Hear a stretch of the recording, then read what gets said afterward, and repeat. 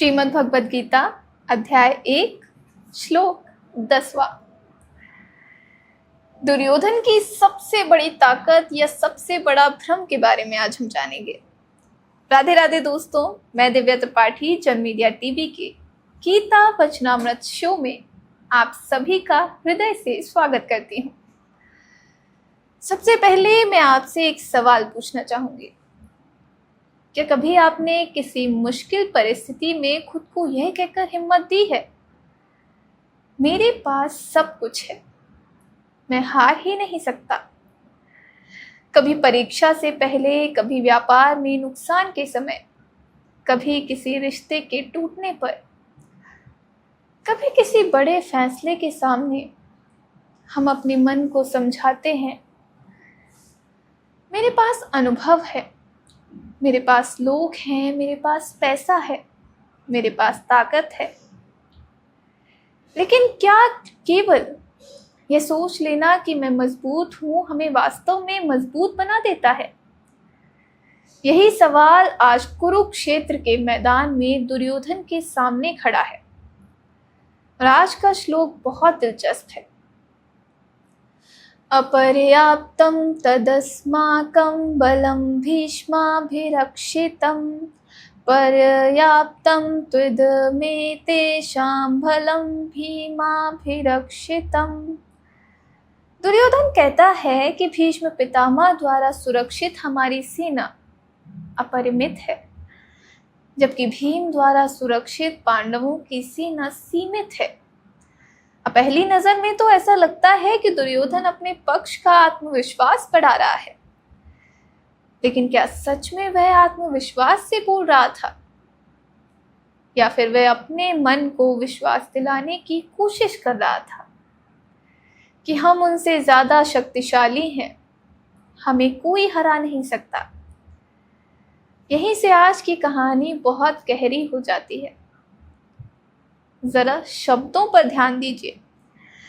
दुर्योधन कहता है हमारी सेना अपर्याप्त है और सामने वालों की सेना को पर्याप्त बताता है। यहाँ संस्कृत के इन शब्दों के अर्थ को लेकर आचार्यों की अलग अलग व्याख्याएं भी मिलती हैं। इसलिए केवल शब्दों के आधार पर यह कहना उचित नहीं होगा कि दुर्योधन निश्चित रूप से डर रहा था। लेकिन एक बात बिल्कुल साफ दिखाई देती है, वह दोनों सेनाओं की तुलना कर रहा था।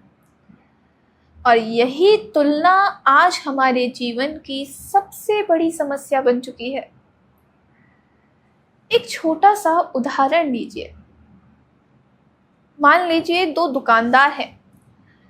पहले दुकानदार की दुकान बहुत बड़ी है, बड़ा बोर्ड है, बहुत कर्मचारी हैं, महंगा महंगा इंटीरियर है। दूसरे दुकानदार की बात करें तो उसकी दुकान छोटी है, लेकिन वह अपने ग्राहकों को पहचानता है, ईमानदारी से सामान देता है और हर ग्राहक की जरूरत को समझता है और वर्षों से विश्वास बना चुका है।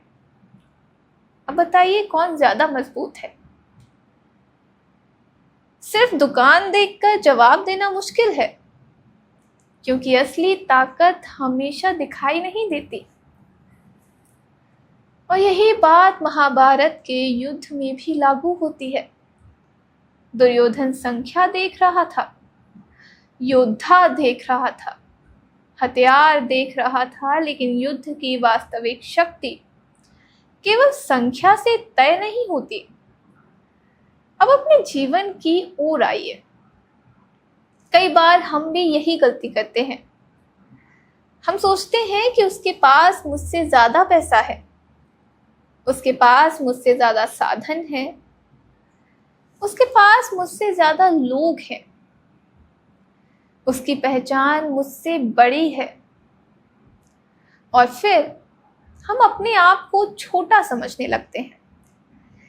लेकिन क्या कभी आपने सोचा है, किसी इंसान की असली ताकत उसके पास मौजूद चीजों में है, या उन चीजों का इस्तेमाल करने की उसकी क्षमता में? एक व्यक्ति के पास करोड़ों रुपए हो सकते हैं, लेकिन अगर वह 1 रुपया भी सही जगह लगाने का विवेक नहीं रखता, तो क्या वह वास्तव में समृद्ध है?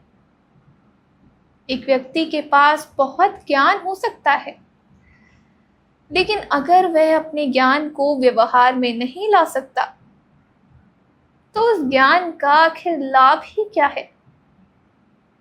एक व्यक्ति के पास सैकड़ों लोग हो सकते हैं, लेकिन अगर संकट में कोई उसका साथ ना खड़ा हो, तो वह भीड़ आखिर है किस काम की?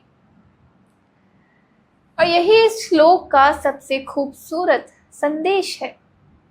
बाहरी ताकत और अंदर की ताकत दो अलग चीजें हैं। बाहरी ताकत है धन, संपत्ति, सेना, साधन, लोग, पद, प्रतिष्ठा। लेकिन अंदर की ताकत है विवेक, धैर्य, सत्य, आत्मविश्वास, सही निर्णय लेने की क्षमता। और जब ये दोनों अलग हो जाएं, तो बाहर से शक्तिशाली व्यक्ति भी अंदर से कमजोर हो सकता है। अब एक और महत्वपूर्ण बात, दुर्योधन अपनी सेना की रक्षा का श्रेय किसे दे रहा है? भीष्म पितामह को। और पांडवों की सेना की रक्षा किसके नाम से जोड़ रहा है? भीम के। यानी वह केवल सेना की संख्या नहीं बता रहा, वह नेतृत्व की तुलना भी कर रहा है। और यहीं से हमें नेतृत्व का एक बड़ा पाठ मिलता है। एक नेता की असली ताकत यह नहीं कि उसके पीछे कितने लोग खड़े हैं, बल्कि यह है कि वे लोग उसके पीछे किस विश्वास के कारण खड़े हुए हैं। किसी को डराकर साथ रखना आसान है, किसी को लालच देकर साथ रखना भी आसान है, लेकिन किसी के दिल में विश्वास पैदा करके उसे साथ रखना यह बहुत कठिन है। और यही सच्चा नेतृत्व कहलाता है। अब एक सवाल आपके लिए, अगर आज आपके जीवन में कोई बहुत बड़ी चुनौती आ जाए, तो आप सबसे पहले क्या देखेंगे? आपके पास क्या नहीं है, या आपके पास क्या है? अगर आप लगातार अपनी कमियों को गिनेंगे तो समस्या बड़ी होती जाएगी, लेकिन अगर आप अपनी क्षमता को पहचानेंगे तो रास्ता दिखाई देना शुरू होगा। इसलिए जब अगली बार जीवन में कोई कठिन परिस्थिति आए, तो यह मत कहिए कि मेरे पास इतना कम है। एक बार यह पूछिए कि जो मेरे पास है, क्या मैं उसका सही उपयोग कर रहा हूं? हो सकता है आपके पास जितना है वह आपकी समस्या का समाधान करने के लिए पर्याप्त हो। और दोस्तों, यही श्रीमद् भगवद गीता की खूबसूरती है। हजारों साल पुराने कुरुक्षेत्र के मैदान में बोला गया एक श्लोक आज हमारे घरों में, हमारे काम में, हमारे रिश्तों में, हमारे व्यापार में, हमारे बच्चों की पढ़ाई में और हमारे मन में इतना प्रासंगिक क्यों लगता है? क्योंकि कुरुक्षेत्र केवल बाहर नहीं है, हमारे भीतर भी एक कुरुक्षेत्र है।